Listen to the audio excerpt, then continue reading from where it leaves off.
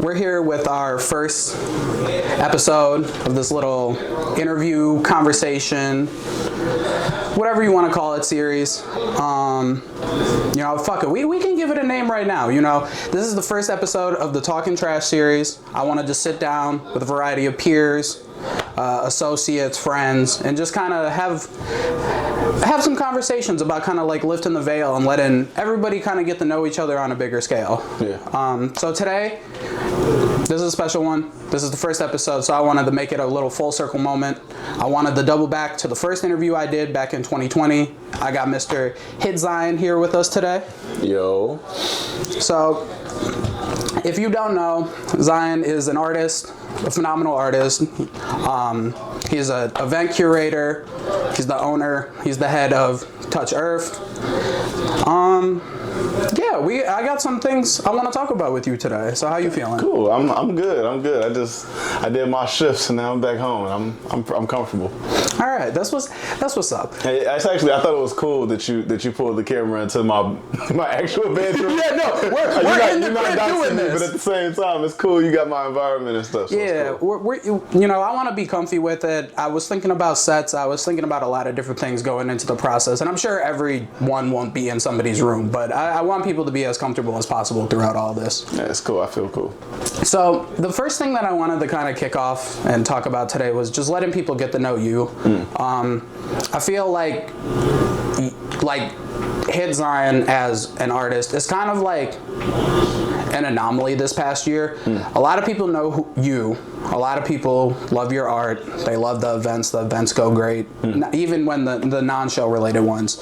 So I kind of wanted to just lift that veil off a little bit and let people get to know you on a broader spectrum, because I think there's a lot of great things behind the scenes, a lot of great ideas and conversations that are had that I think people should kind of have a look into to get to know you. It's kind of just to bridge that gap between art and artists more. Yeah.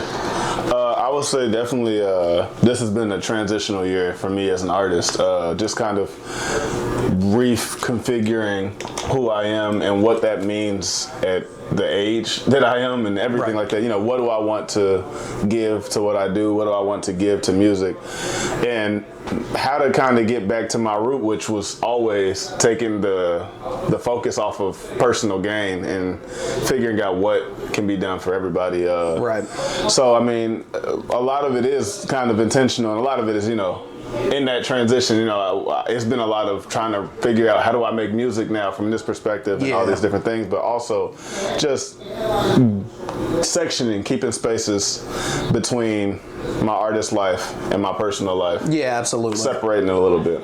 Yeah, I think what I really wanted to dive into was like more so like the influences, the train of thoughts behind like starting Touch ERF. A look at just kind of your creative process in a whole when it comes to sitting down and creating these shows, these events, and also like your bodies of work themselves, really. I want to pick your brain on that a lot more specifically, because I think when people start to understand those aspects of it, it can lean into building a lot of good relationships, because not everything has to be just started off of like, oh, you had a really good performance, or oh, I really like this person, but it's like in a casual conversation in passing. Like if somebody says they have a certain influence, I kind of latch onto that when I talk to people, because I'm like, let me pick your brain a little bit, because if this is the starting point, what else is behind it? Yeah, okay. So I mean, as you know, I'm not a big talker for real. Yeah. When I go places, I don't hold a lot of conversations, and I typically kind of go about work, and then I make connections, and really I like my connections that I make to be very extremely genuine. So when they happen, they pretty much always inspire something new. Like for example, the project I just made is heavily inspired by the 813 show. Right. So like, you know, like Journey G's and you specifically kind of made me kind of realize how I want to do a lot of different things. So typically that's how it goes for me. As far as Touch ERF goes, that I can literally go back to the 2 points that created Touch ERF for me, and that was the year when pretty much everything in my life I fell out of a long relationship. My I lost my car and dropped out of school and was like, okay, shit, I got to figure all this out. I kind of got to touch grass and I got to really get to it and figure out what I want to do. So that was the idea behind it. And then right before that, I went to a Superboy concert, and Super was letting it be known. I mean, we had a conversation in it, which was, you know, no one in my age group or no one, all these people, Chance the Rapper and all these people are not going to do it for you. You kind of have to network with the people around you and figure out everything that I think somebody else should do for me. I need to figure out how to be that person, you know? So me being a shy person, being a person that doesn't like to speak and all that, the idea of organizing and hosting and talking and platforming myself the way that I've kind of had to was damn near impossible until it was like, hey, like nothing is going to work until I do it myself. Nothing's going to happen until I make the movement happen. And you've been heavily a part of that as far as just the basis of, okay, when I go to these shows, I need to bring my people out here so that we can make it move. You were really the first person when it comes to that. Like, oh, he's bringing all his niggas out. No, you good. No, you're good. But yeah, I like, when I think of Touch ERF, and this is something me and Kari talk about all the time, and I think you've done like, even in the run that it's been so far from, okay, this is kind of the, not end goal, but like the idea is to make it this platform and to launch it and have it actually have a namesake of it. But throughout those transitionary years when it's like, okay, we moved from like suburb events to city events now, and it's like, okay, these are starting to grow, they're starting to become like a moment of the year. I think it's been really inspiring because it's like what you have built is a true testament to that. It's not only like get up and get it on your own, but it is also a true testament to like, look at the community around you, look at what's, you know, look at what you can build with these genuine connections. Because not to flaunt my own mindset or movement or anything, but like the first book club show that we did at the original location, you did at the original location, right? I mean, every single person that performed and got off the stage that night, like I vividly remember just being able to just have a very long conversation with them in between sets, just to chop it up and make genuine connections. Yeah, I think that's been very intentional in the way that I used to curate shows and everything, because when we did the Winter Showcase, I didn't have any prior experience in that to say, like, you know, it wasn't, you know, a lot of shows are DIY now. Right. There weren't a lot of shows that artists on our level, really, I can't think of really anybody who on our level was creating their own platforms in that type of way. So when I was doing it, it was kind of like, I don't know if anybody's gonna come. I don't know what makes people come. I don't know anything about anything. I just know that, like, anybody that I'm asking to perform on this set, I have a personal relationship, I've made a genuine connection with, and it's love. So it's not a task, and it's not really too much of an ask. It's kind of like, if you lead with love, then love is going to be returned. It's kind of the way it always has been in my head. Yeah, especially in that time period. Now, I mean, I wasn't too involved in anything happening in the city at that point, but it did really feel like, because it was really when the Chicago started to lift the lockdown rules, because that was an issue that persisted in the city longer than most places. Because I remember at that time period, it was hard to get that show locked in because of the lockdown rules. But at that time, I was able to go to Milwaukee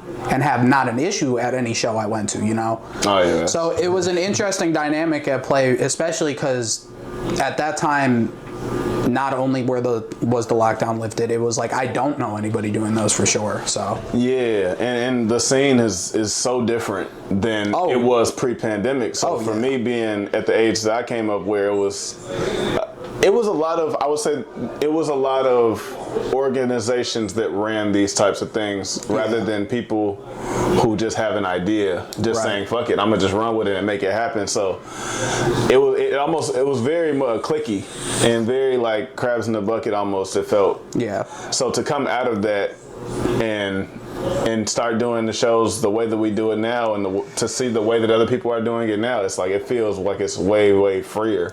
Yeah, it does feel freer, because like my idea, you know, well, you heavily influenced like me getting to the point where I was like, I think I could do this. But like my idea when like I first was like, oh, I think I want to do something as an artist. I want to be an artist in some regard. The idea of shows in the back of my head was always, oh, you have to have like a team. You have to have a manager. You have to have somebody who's able to contact these venues. Back then, that was what we were used to. Exactly. Yeah, so to be able to just be an individual now, like the fact that I was able to do a show completely by myself, setup wise, with one prior event that was not music related at all, and like to just do that over the course of like 3-4 months of planning is crazy to me. But it's also such a blessing because it gives people the ability to really step into their light and shine. Yeah, and it also is just a testament to how the music industry changed. Changed. I mean, a lot of things are just DIY now. With like the way that artists are able to take control of their own path and are able to create the things they want to see.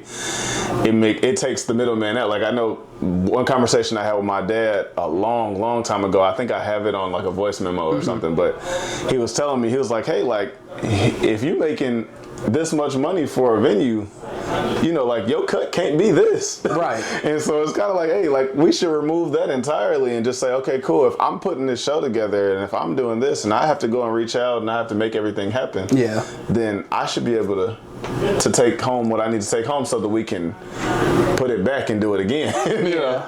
So I want to really double down on the DIY stuff because, like I said, we're recording this in the house. It is Friday night. We are 2 days before the show. But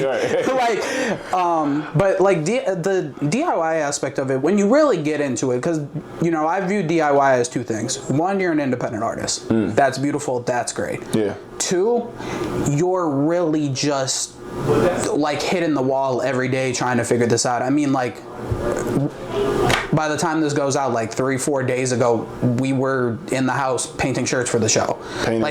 We're making buttons at the library for shows. I want y'all to know that I have a project that's gonna be out by the time this comes out, but I made this in the past 3 days in this room, just saying, fuck it, I need to get more than 4 songs on this motherfucker. So I mean, that's kind of been the process too.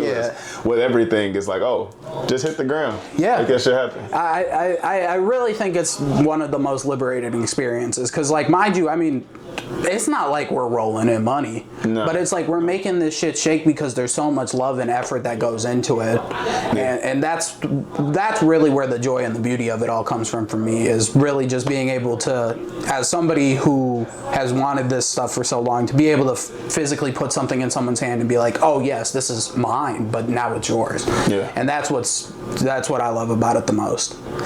But I think Touch ERF as a whole, this past year has really encapsulated that at a lot of different levels, from whether it be the Boom Boom Room, which was fun, but also an open mic that a lot of different sounds came from, or the yoga event with Aviance, which was also beautiful, to even just the actual shows. I mean, it covers so many different bases and allows so many different artists and also just consumers in walks of life to come into the door and just be themselves. And I think that's what I strive for my platform to be at a point. That's what I tried to really recreate with my show. If there was nothing else that would have worked right at my show, if I can give each person in there an individual great experience, that's all I care about. I think as far as Touch ERF goes, the individuals that I'm working with, I mean, it's just 3 of us really. I mean, and of course everybody is helping each other. So like, you're very, very much, I mean, you wearing a shirt right now. I'm in the shirt. But realistically, I was very specific about who I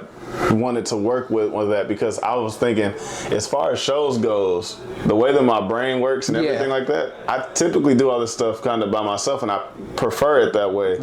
So what I started thinking about is, who are people who, every time I do these things, who are the people who flock to the opportunity to help, even when they don't necessarily know what they have to do and stuff like that. And of course, everybody who I thought in my head of that was you, and then I thought Aviance, who's hosted every Touch ERF event ever, you know. And it's such just a great representation and reflection of it too. Yeah, I mean, shout out to Avi, but like realistically, when I was in 8th grade, I saw that I was getting streams from like a center location forever. Or not 8th grade, I don't think I was sophomore or something like that. Yeah. But forever, Avi has just been a supporter, and it's been nothing to it. We didn't really necessarily have conversations until after high school and become friends, but she's just been there, coming to everything and supporting everything forever. So it's just been like, you know. Yeah. And you know, as far as James was the first person I really met when I moved to Crete. But it was like, okay, he also is working heavily in media. You know, the things that he's doing is amazing in media. So it was like, this kind of is a natural flow. It's like, okay, I'm working with my friends on things, and also it's never stepping on anybody's toes because our interests are so different. You know, when I'm coming to the fashion show, or I'm coming to a yoga event with Avi, I'm not up there trying to figure out how I can, you know, take space or anything like that. I'm asking her, what does she need? Because I'm interested. I think it's cool and everything. Yeah. But everybody has their individual modes and the things they kind of love. Yeah, I do. I really do love the fact that James has such a role in it too, and like I said, Avi as well. I love James's role in a lot of it because a lot of people don't know because our workflows don't collide too much. But I mean, James is the one who recommended my first camera to me. Yeah. James is the person who recommended this new camera that we're using to me. James is formative. I ain't gonna lie. On top of just being as supportive and then being there through a lot of stuff, I mean, I also got to work with, like, I ain't gonna lie to you, all the music that James has made has been really a lot of us experimenting how to mix, how to do this and do that. And because he was working and making so much, I mean, James dropped 7 projects in 2018.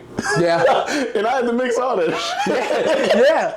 But realistically, I mean, that's always been our relationship, is that, you know, like, we converse about things that we want to do and be like, oh shit, I mean, I got a camera right here. I mean, if you need that, I can just do that. And we just have to exchange favors forever. I've never, me and James have paid for so much stuff for each other that it doesn't make sense for us to count favors anymore. Yeah, it's just like, oh, if you need something, I got you. And if you need something, I got you. You know? Yeah. Yeah, James is a special character in my life with it too, because I mean, even back in 2020, 2021, I hadn't even touched a camera before, and he's like, oh, I'm going to teach you how to direct this music video today. Right. And I was like, okay. What was that? What was that video? That was Is It Real? With him and Camille. Is It Real? Yeah. And you did a lot in that video. You was going crazy. I remember you was sitting there sweating. Because I was like, man, he told me and you that we were the directors of it, and I was like, all right. It wasn't me. Yeah, it was me and you. I wasn't directing that video. You were. I think it was Nick. No, it was me and you. Nick shot it.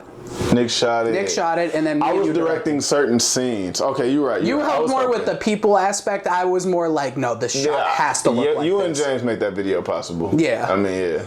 No, that was a fun video, but it's like he's given me the format of a lot of stuff. I mean, he's helped me learn how to export. He's helped me learn how to shoot better. I mean, he's just my ground zero for sure, because that was my first friend back in like kindergarten. So I mean, I credit him with a lot of the camera work now. Mm-hmm. But yeah, when it comes to just Touch ERF as a whole, I do think it really just encapsulates everything we've just touched on. I think that at its core is what it consistently has stayed as. Like, there's nothing really that knocks it off of that pedestal in terms of like what it does for people and what it means for people. Yeah. And I think that's the most beautiful part about it. Thank you, I appreciate that, man. Swiveling off of that, you talked about Super and Touch ERF. In the grand scheme of a lot of people, running a platform is not something that a lot of people think of. So I really want to tap in and let's talk about some of the influences on not only just the sound, but like the approach to the art as well. And we can break it down. We can break it down to like influences while growing up versus like influences once you really came into an adulthood. When we grew up, I mean, music was a thing that was just a part of everything we did. So it was never like a thing like we listened to these artists. We listened to Michael Jackson. Yep. And that was it. So but everybody in my family also sang, and everybody in my family made, you know, they did. My dad rapped or whatever. So I mean, it's just like we were a musical family. So it wasn't a thing like. like for example, I'm a teacher now. Right. My students think it's hilarious that I walk around and I sing everything and everything. I'm like, if I'm saying a name, I'll be singing a name or something like that. That's just that's culture for me. Right. But then as far as getting into music, I remember 8th grade, I used to walk around with this little pink box because I didn't have a phone. Yeah. Such a little small pink speaker, and people were just loading it with ideas and stuff like that. So that's where it came, like Joey Badass and Frank Ocean and Earl Sweatshirt and stuff like that. And A$AP Rocky was the biggest thing in the whole world. Yeah. But I guess in between, a lot of the influences were so strange and so different that it wasn't really anything to think about. Like I didn't really know that I was attached to music in the way that I was, because for me, listening to music was like, I was listening to like the Gorillaz, and I was listening to like Linkin Park and Fall Out Boy and I was listening to anything that came on that was interesting. So for me, the experience was, if I'm drawn to things that are kind of weird. Yeah. So that for me was my muse, is that I want to make something different and I want to create something different. So anytime I hear something different, I'm all over it, you know? Yeah, I mean, you know where my heart lies musically. To me, those sounds weren't weird. That was my norm. Yeah. Well, I guess when you look at it from a public perception at the time period we grew up, that was kind of weird. I mean, okay, I'll say, I don't know. When I was growing up, some of the deeper cuts, like Gorillaz was weird to most people, you know? Yeah. I hated Chief Keef in high school. And it took me, you know what's funny? It took me maturity to say, this is fucking hard as fuck. But it was just because of how, growing up in the suburbs and watching suburb-ass kids talking the shit that they was talking through Chief Keef. I didn't even know what Chief Keef looked like, but I was just like, if it's anything like what I'm looking at, this shit is foul. This shit ugly as fuck. And so what was true about even the way that I experienced music growing up and everything is that, like, you grow an appreciation for everything. Yeah. The more that you get to actually disassociate it from a box. Yep. You know, like I don't like to even, when people ask me what type of music do I make, it's like, nigga, I make music. You know, I make music that I fuck with. Like I make music that's cool to me. Right. So, you know, that's another thing, is like that box has never really existed for music for me either. Yeah. I mean, I respect that take on it a lot too, because, you know, a lot of people will be like, oh, I make music because of X reason or Y reason or this artist or that artist. But it's like, I feel the same with the camera. It's like, if you, well, some of the work that I have and some of the work that is in progress right now, if you look at it, it's not like you could really trace it back to anybody's videos. It's like, no, I'm just sitting in my room tweaking out and I'm like, I want to make this look cool. Yeah. And it's like, that's what, and I love when art is just like, what am I going to enjoy the most? Like like I'm really making this for me. And also, like, I would say, like, my favorite videos that have ever been done, like Stoop Kid and Laurel's, and then some of even like the further back stuff from like Dust to Dust and stuff like that. I'd be thinking, like, we didn't have a very strong plan coming in, but realistically, it was like, oh, stuff just falls in place. Yeah, when like, you're doing it, like Stoop Kid, the plan was like, okay, let's get a wide lens, and here's 4 locations I found that I think work for it. And it was like, from there, it was like, oh no, we got it. Okay, cool. To the damn mariachi band. Yeah, that was crazy. That's that was dead. My fault. Yeah. Okay, my fault. No, there was a lot going on that day, but I mean, that's kind of how I've always viewed the videos, because even with like Is It Real and everything, it's like that was not a genre of music that I was really apt to at the time. I didn't really listen to that hyper poppy sound, but also at the same time, I had no idea what I was doing. I did not, like, James had ideas beforehand. I was like, all right, I'll listen to it and I'll see what I come up with on the day I'm there. Yeah. And it's like, okay. And then it just went, because it's like, okay, what do I think is going to look good? What's going to work in my head to me? Yeah, and like I said, allowing it to not be so boxed that, you know, like for example, being able to even take direction in that way, like being able to work with a team and stuff like that, like that's something I still, to this day, I haven't figured out fully, because when I get a vision, everything kind of starts to fall in place the way that I know I can only see it. Yeah. But the way our friend group has always been is like, oh no, people are allowed to just throw things on top and add things in, so it always helps.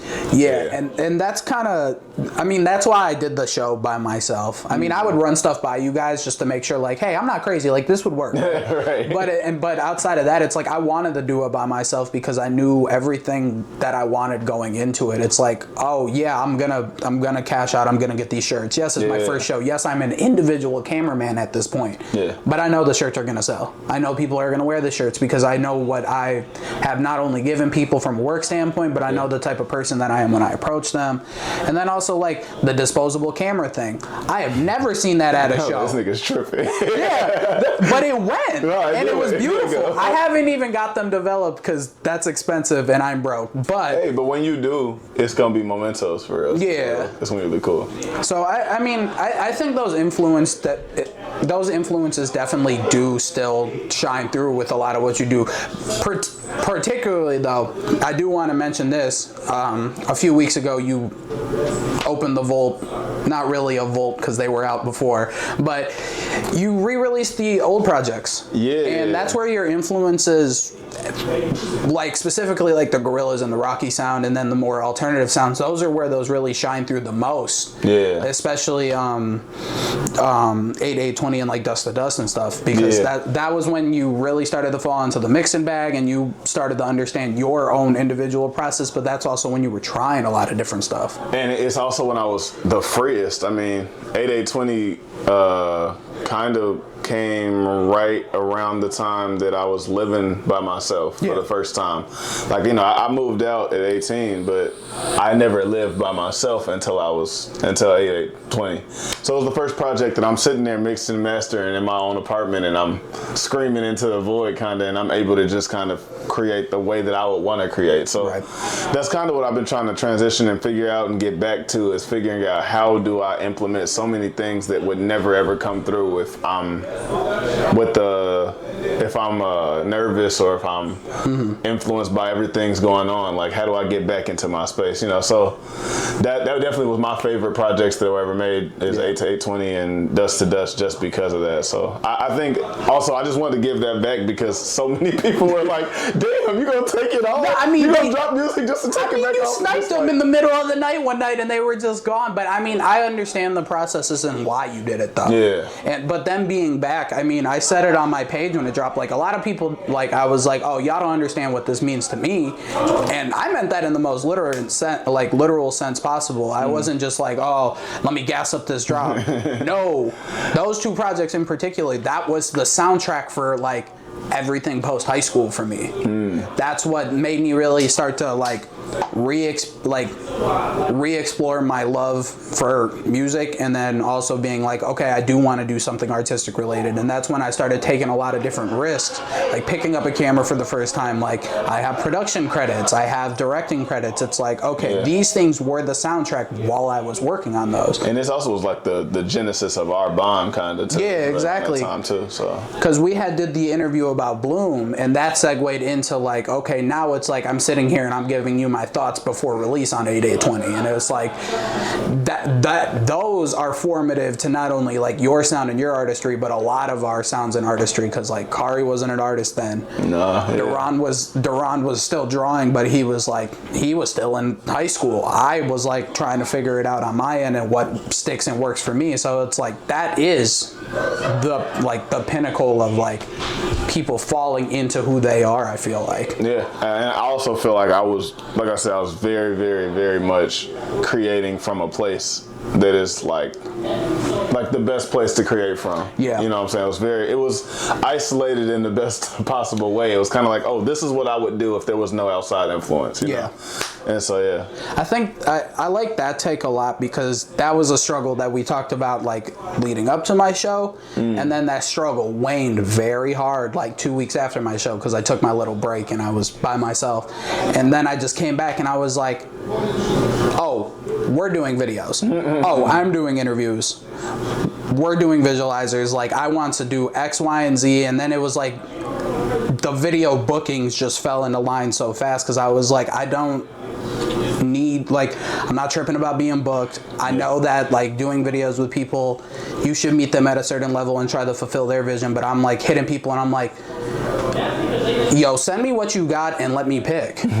Seriously. And it's like, no, I get that. It's like, look, I don't have to charge you. Just let me create. I'm in this flow. I feel free. I feel like I can do whatever I want after the success of the show. And your ascent into everything was so dramatic and quick, in my opinion, too. Like, I mean, if you think about this time last year, that was when you kind of really started deciding, oh, I'm gonna do this, like, for real. But the places, the people that you've been able to meet, the networks that you've been able to create through it, it's been fucking amazing. And that was something that had to be unpacked post show too, because it's like, okay, I built a stellar lineup. Like, we hit capacity at one point in the night.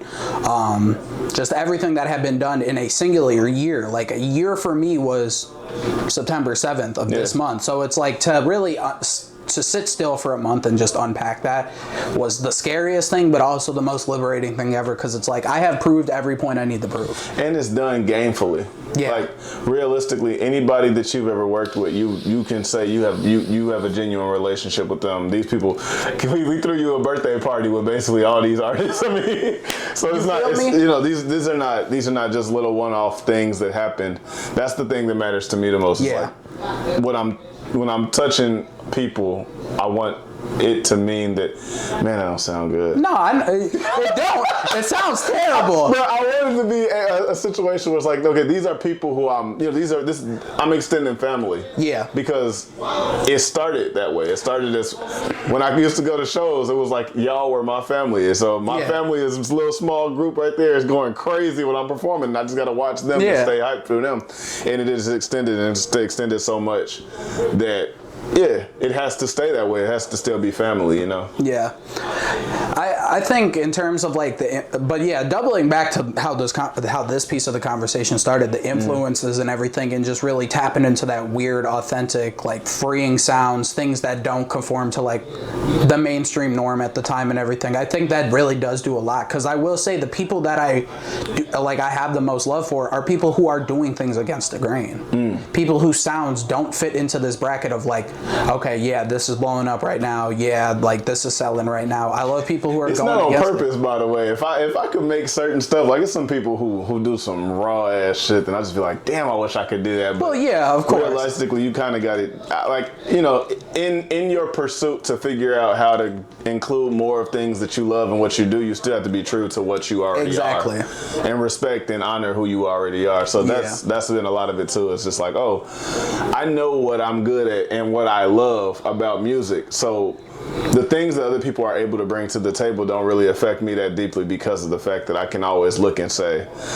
like, that person was influenced by something that is deeply in their heart to create some shit that I think is cold, but I really can't do right now. Exactly. So, you know, that's just what it is. Yeah. No, I mean, I get you completely. I was about to go on a whole big tangent of people who are really cold at what they do. Easy. Because that nigga raw. Pablo, Aiden, Bunny, I do want to talk about them, but we'll get to them. Yeah, I mean, I think you said it best, truthfully. There are a lot of people whose influences are so deep in their heart that you just look at it and you're like, I know I can't touch that, but I love it. Yeah. And you can touch it. It's just, it's a different, you know, it's art. Art is just a bunch of different things, so, you know. So moving forward from the inspirations and everything, obligatory show plug. The show is in 2 days. Let's plug the show. By the time this drop, the show gonna be over. We already had the show. The shit was lit. Actually, it was bad bitches twerking on top of a damn unicorn. He lying. What the fuck? It's actually, he don't remember the date. This was supposed to drop tomorrow. So the show is gonna be lit. There's gonna be bad bitches twerking. There's money raining down from the ceiling. I mean, the roof. If you make it to Touch Earth, you are going to make $1 million just from the shit coming from the damn ceiling. I mean, I know venues get hot. There's really bad airflow at some places. The roof isn't even there. We got the roof removed for the night. We completely took the roof off. Yeah, the roof. We're going Coliseum style. Yeah. Lions and togas, golden wreaths on the head, just chanting for victors. Yeah. Straight Coliseum style, you know. There will be a betting pool. Not on greatest performance. It's whatever artist will survive the Coliseum that night. Dice games. Dice game. That's in the corner on the upper level. Okay. But no, actually, I'm glad to know that. I actually didn't know. I don't know why. Okay, I'm mixing two things. I know what you're thinking about. We're not talking about that. You don't get to know what that is. But yeah, no, Earth Day is coming soon. I mean, honestly, it's gonna be so many amazing artists on there that it's kind of self-explanatory. It's gonna be a really, really fucking fun night. I'm probably not doing any songs that anybody knows or have ever heard. So yeah, I want to say I was low-key punching the air because I was like, I wanted my show to be my favorite show of the year, and then when the lineup dropped, I was like, fuck. Your show is my favorite show of the year. I still think my show is my favorite show of the year. Your show is my favorite. But still, I looked at it and I was like, damn, this the one. This cracks top 3. And I've been to a lot this year, but it's like, man, the way I know it's gonna flow and everything, like. Yeah, I mean, honestly, the way that conversations have been is that everybody is trying to show off something. Yeah. So everybody has something hidden in the vault right now. So I don't really know what Earth Day is gonna be like right now. It's just gonna be one of them. I mean, it's just gonna be one of those. I know that. Look, I'm doing a total of 1 song that is released. so it's gonna be fun. You know, ain't nobody gonna know none of the words, and I'm probably gonna fuck up too. It's gonna be cool. But yeah, now that we covered, you know, influences, we've covered Touch ERF, obligatory show plug because come to the show or it's a problem. With me, not with him. He loves people. I'm the hater. Yeah. But now that we've covered those bases, I want to talk about like what the scene was like for you originally, because that's something we've talked about before and something that you said also, you know, when you were building into Touch ERF, that's something that you wanted to combat. So like, where were some of the spaces you were at? How was the scene like? It's funny. I guess it's double-sided in a way. I know there's a lot of things that changed. I mean, I kind of came into music at a very transitional place of what the Chicago scene kind of looked like. So I was, I'm able to have a lot of big homies who I watched, you know, with stars in my eyes, you know, and I was like 18, 19 and stuff, and watching the way they do stuff and saying, okay, cool, like, this is how you got to do it, or this or that. And I've also been in places where I haven't really been accepted at all because I'm somebody's little homie and I'm not really supposed to be here, and I'm not really in the cliques of stuff like that. So it always has been like, you know, weird type of things. But transitionally, like in this period that I'm at right now, I've been thinking so much about what I want to bring back to the scene and what things we've lost from the scene, specifically just with the way that open mics are handled and the way that platforming is for further underground artists. You know, like right now, because the scene is so DIY, everybody is doing something huge, and it's fucking amazing.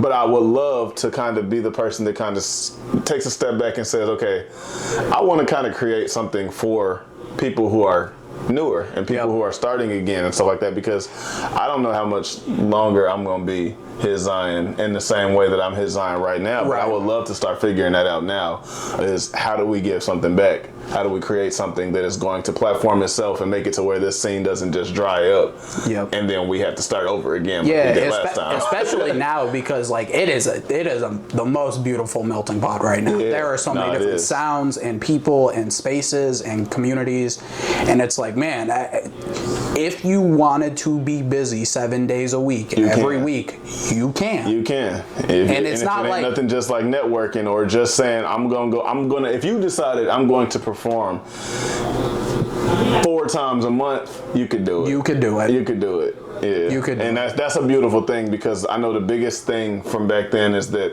it was just so hard to get anything to do. You know, having a gig was like I get a couple a year and I'd be so lit about it, but it'll be the smallest thing ever because Yeah, I think the scene, I mean, my knowledge of the scene is limited. It's just word of mouth, what people have told me and everything. Yeah. But seeing that feasible progression, if we're going to compare eras and not just specific time periods and accounts, the SoundCloud era, that early 2010s era and what it was for so many artists who are now at these heights, it's like I see the same level of hunger across so many different avenues now, and it's like, and a similar level of camaraderie between the artists. I mean, you gotta think about like Chance the Rapper and stuff like that. Chance got songs with Mick Jenkins. Chance got songs with Smino. Chance has made songs with Hurt Everybody and stuff like that. So all these, and not just Chance, but I'm saying like the artists that from the scene that kind of built that time period, they were all interconnected in some way. Even if they didn't make music together, the scene was very much, which I say it is kind of now, right now, it's finally getting back to, is everybody is accessible and everybody is kind of fucking with what everybody does, and nobody's really doing the same thing. You know, and like, albeit it is a different avenue, whereas back then it was like, you know, physical media was a big thing, and then actually like really linking up with people and really spending time with each other. But it's like, even now, it's like you could look at so many different people's pages throughout the day, and just what they repost and share and show love to is such a wide variety. Shout out to Fidel. You know what I'm talking about. I probably ruined it. Fidel, you need to stop reposting that shit you be reposting. I love Fidel. I love Fidel. No, you know what's funny? But I do be seeing the memes. I be seeing the memes. The memes. But no, realistically, Fidel, like, I know, like, for example, the Touch ERF show from last year, I was like, oh, I need to meet Fidel and actually get to know him and stuff like that, and it kind of happened naturally. But I was like, because this is a person who makes music in a very similar vein, and a very similar, it feels like it comes from a very similar place from what I was trying to do. So when I heard his music, I'm like, damn, this nigga is killing me. So I was like, I gotta meet this dude, and I gotta get him on here, and it was like all love automatically. So like, he came and he fucking shut it down at Touch ERF. So forever love with that boy. But yeah, that's exactly what I mean though. Just so many different avenues of just showing love, sharing love, at everything. It's like you'll look at some people's pages and not expect them to even know certain things or like pay attention to certain things, but like because of social media and the way that like we really have to harness our art online now, it's like it does open up so many different doors, whereas like unless I step foot physically into this space, I might not ever meet this person, or well, that's true, that still stands true, I might not ever meet this person, but I might not ever get privy to their art though. You know what I mean? So I think it's a really beautiful change. So I think what you're tackling and like where you want to take it to just continue to open doors for people and give people resources and opportunities is something that's very important that needs to be paid attention to for a while. Yeah, I think there's a lot of superstars, and that's not at all a bad thing. No, I've always looked at it like, oh, okay, like there's Kobe's and there's LeBron's and what we do. And I've always looked at it like, okay, if my best self, when I first started doing everything that I've done, it's always been like, okay, if I'm doing this show, who could I bring out that will be fun as fuck for them? Because it's about giving the experience more so than it's about being the experience. It's about giving the best possible experience. So I'm always thinking, if I'm about to do a show, I'm gonna bring somebody I ain't never brought out before. That's gonna be great. And so that's always been my mentality, is the Pass the Rock mentality. But there's so many people who are so fucking amazing, and they really are a walking experience. Like, I mean, my little brother is Karian Wee, so I mean, there's some people who walk around and they are the fucking experience. Yeah, exactly. And so I think that it's important that some people say, you know, I'm gonna be the experience sometimes, but realistically, the thing that drives me and the thing that keeps me like motivated to do what I do and keeps me inspired is seeing the results of a perfected experience and seeing the results of more people being added and being encouraged and feeling the love to say, oh shit, what I do actually is real. What I'm doing is it actually matters and it exists. So that's my thing. Like, that's what I love, is to be able to see that I'm able to do something that is able to bring more people into something, you know? And like, I mean, like I said before, I mean, I've already addressed it in this interview, you're my, like, you're my outline for how I broach a lot of things artistically. And that's exactly something I wanted to capitalize with on my show, is like, it was like, I'm booking people who are, one, already have had great moments this year, which obviously, of course, because I've seen them perform, I know they're great, and I know they're in a good season right now. But I also wanted to book people who I know needed a light shine on them, or a reinvigoration in their head of like, just like, oh, I am that. I am that person. These, like, people do fuck with that. And that was something very intentionally with, like, the bookings, the slots, just everything down to a T. It was just like, I want to, you want to highlight the best part. I mean, look, we could hit up the biggest possible artist that we could possibly get on the set every single time. But what does that do? But well, it's not even. It would be great. Yeah, it would be. But great. It also is like you deny the artist, I mean, you deny the audience and like a chance to hear something that they just haven't heard ever. Like when we went to Boxville, that was fun as fuck for me. Right. Not so much as an artist, because I was doing a lot of shit that I was doing for the first time, and it was really difficult. But it was really fun for me as an artist to sit back and watch so many artists who I haven't seen every single place that I go every single time, and it's like, oh wait, these motherfuckers are fucking crazy. Like that was my first time seeing Lowlife perform. That was it wasn't my first. It was my second time seeing Trey Johnson, who I love too. Yeah. And it's like, dude, I'm watching these people perform, and I'm just like, oh, these motherfuckers are crazy. Yeah. Like, and so that's something that I always am thinking about is, okay, if I'm building a set list, what is missing from this set list that you can't just go and just call up anybody to fill? Like, what is something that you can get from this set list that is like, oh shit, this is kind of like, this is left field. This is some shit that like you just woke up in one room. You just woke up a whole nother side of the city by bringing this one motherfucker. Exactly.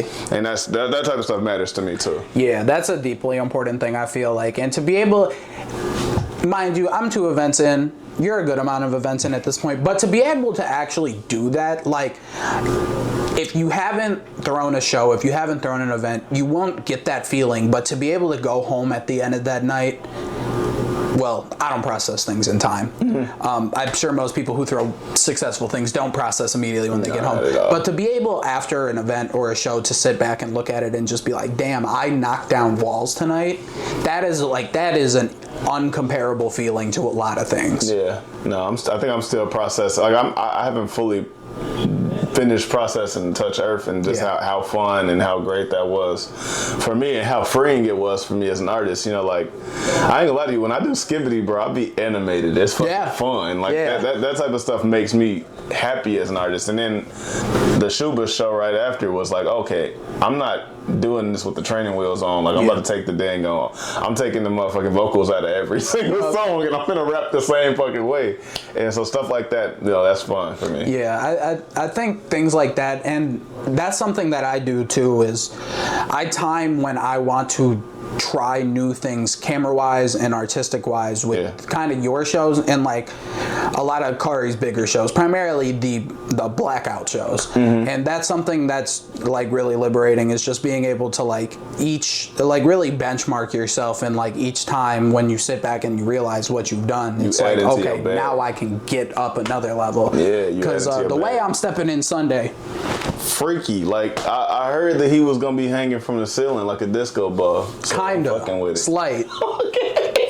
Slight is crazy. With the torn ACL leg. Torn ACL gonna be hanging by his chin. Yeah, you know. I used the never mind. This story, it can keep going. Yeah. Hey, no, this interview can go so many ways. No, it can.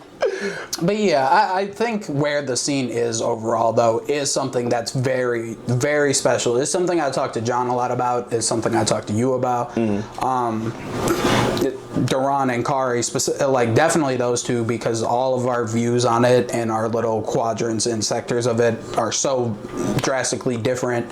And it's like, yeah, no, like when I go outside and I am, you know, TrxshWxrld, trash talk me with the camera, it like I feel like who I should be versus like if I'm just like going somewhere casually. And it's kind of liberating. That's true. I think honestly, like, you remember how I used to dress in high school. Yeah. So like when in high school I had purple hair and I had a nose ring in, and I would just put any damn thing on. Because I used to be, I was broke, so I was thrifting and I was creating fits out of fucking thin air. Yeah. But that was my fucking steez. Like that shit was liberating as fuck. I was like, damn, I'd be scared. I was like, damn, I'm supposed to wear this tomorrow to school. And if I actually did it, it was great. It make you feel like a superhero. If you put that shit on today, it's like, hey, okay, cool, it worked. Yeah. And so, that's kind of the feeling that I get every time that I get a chance to perform art, that I sit in this room and create, away from everybody, that is actually just heavily inspired by real shit that goes on in my life, to know that other people are fucking with it and to feel the impact of my experience. It's like, oh shit, like it's a great feeling to share that. It's a great feeling. It's very liberating. Yeah. So one of the last things I want to get into, one of the last things I want to get into is I gave you homework. Okay.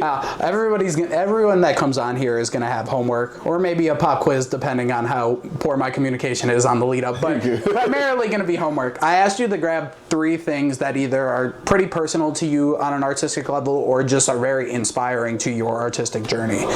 So I want to get into that. What's the first thing you got for us? All right. Let me pull something out the bag. All right, first and foremost. I mean, not first and foremost, but first. I got the Shel Silverstein collection. I got Where the Sidewalk Ends, and then I got a whole bunch of other ones over there too. But this one specifically for me was really, really important, because this was the one that I read as a little kid randomly one time, and was like, I don't know what it is about this, but I love this. And a lot of it was the art and the out of the box nature of it. Basically it's just it's a compilation of poems that, like, for me, I get heavily inspired by things, small adages and small phrases and small things that are really, really, really direct and allow me to say, damn, that's a new perspective. Like, I got something. I'm not a person that likes to read. Right. So I love these books, because if you're reading, you don't have to read it from a certain page. Just open it up and get right in. And I just, for me, that, like, so many of my songs were created just from opening a random book to a certain random page and just reading whatever came to me, because it's just like, oh shit, I just gained something in that short moment. So Shel Silverstein has always been one of my huge influences artistically, from an art style, like the art style, and from the way that he wrote, and from just how weird his life seemed to be. Yeah. The fuck did he have going on? I could not tell you, but for a man who makes the short stories the way he does and concepts the way he does, he weird. Yeah, and also, I didn't buy these on my own. Like, Kari got this for me on my birthday, so it was like a big thing. I was like, I definitely want to implement this into something, and it ended up turning into Silverstein on Dust to Dust, and Where the Sidewalk Ends with the Light Beam. So certain stuff is like, oh, this is really, really close to my heart, because I haven't read 50% of any of these books at all. So more to come.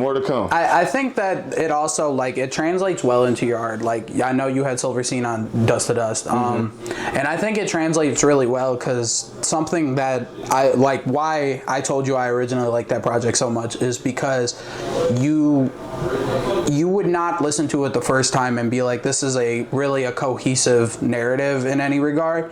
But when you frame it in the context of, like, okay, these are individual, isolated, like, short stories, it flows a lot better and makes a lot more sense, especially because of the soundscape. It's so drastically different throughout. And I think that's always the most important thing. I mean, me and Kari talk about this a lot, about how he listens to the words of music so much, and I'm thinking, I don't ever really pay attention to the lyrics of songs. Like, there's some songs that are lyrically impactful in certain ways, right? But more so than anything, the music that I've always listened to and that I've always cared about was soundscape music. Was this like these songs that are sonically so strange, like I would say the Blonde album was something that was like very, very serious to me, because it's just like, what the fuck is going on? Yeah. I know you love Kanye for a similar reason. I don't know if you love Kanye. I said loved. I don't know,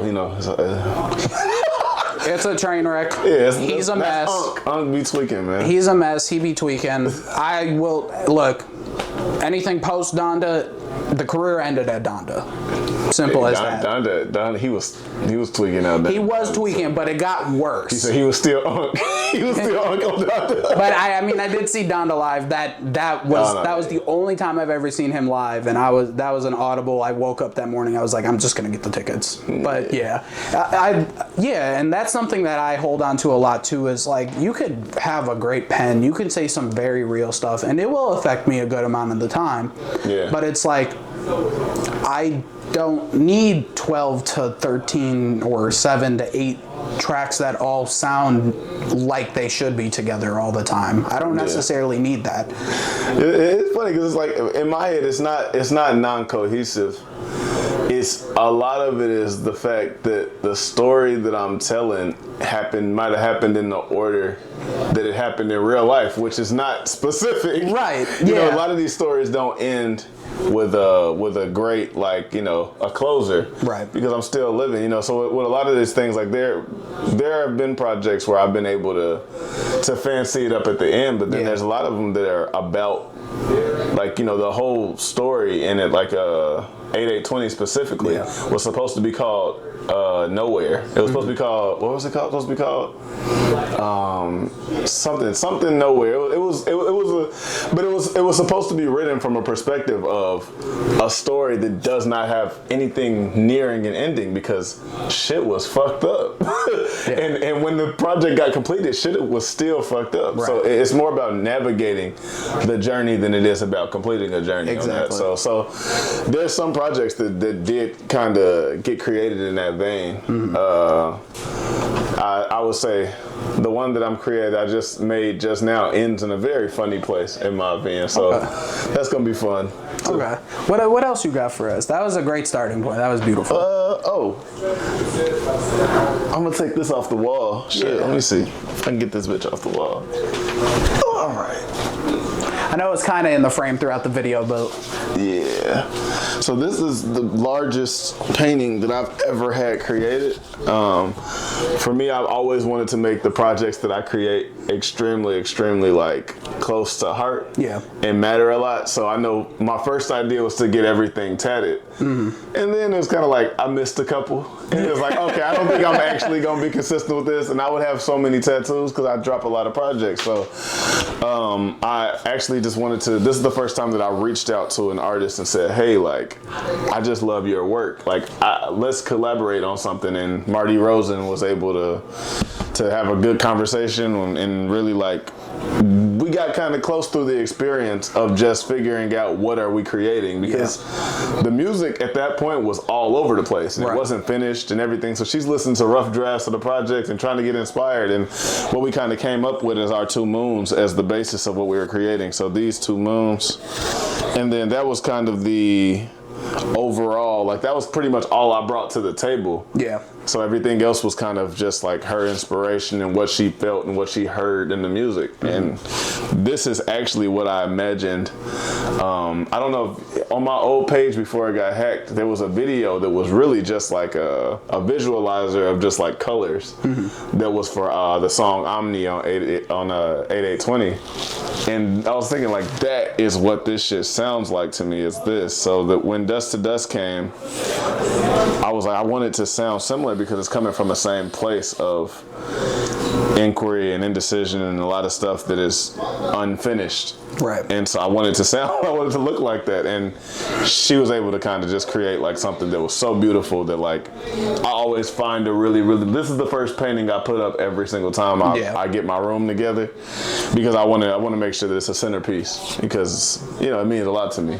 Yeah, I think this is, in general, one of my favorite covers I've seen in just music in the first place. Yeah, man. I think it's just, it's truly stunning. She did amazing. And just also, like, it does so well in terms of just encapsulating the music of that project and that experience in general. Yeah.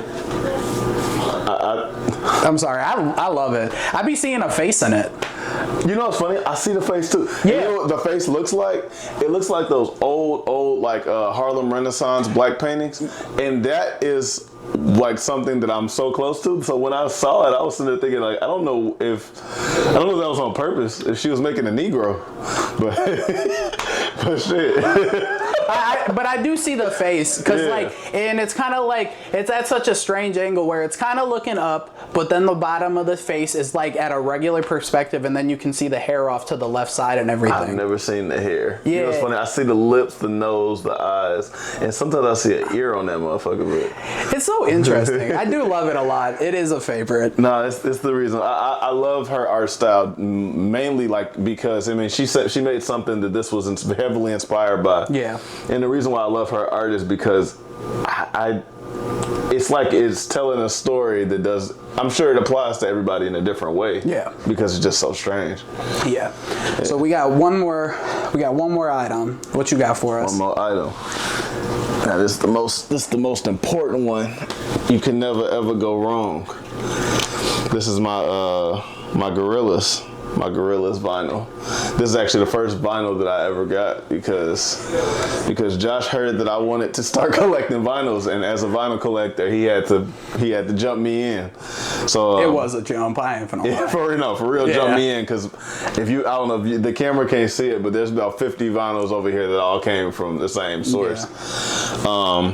But no, this is like my whole childhood right here. Like honestly, from like 8 years old, influence-wise, nothing is as influential for me as the Gorillaz and A$AP Rocky. Honestly, no, I get you. For me, so even to see all the artwork in here, it's like some of this stuff I knew, but then some of it I'd never seen before, and all of it was just like really, really, really interesting. And then just also like the track lists and everything like that. It just reminds me of a certain time period and a certain inspiration that like I want to get this framed because this is my baby right here. I mean, I love framing vinyls. I'm gonna add a new one to the collection. Mm-hmm. Well, probably two. Shout out to Dia. I'm gonna get that. I was very excited. So often. Yup. 1 year anniversary. But shout out to Dia and thank you for what you did to the project. Oh. I'm gonna keep on doing it. I'm gonna keep dropping gems. But yeah, I mean, I have the original 3-album run from X in frames, and Kari from my birthday, he gave me the second half of the album on vinyl. It starts with the interlude that I'm on. Kari been giving everybody. Kari got me a fucking Joey Badass's what's that first project called? 99.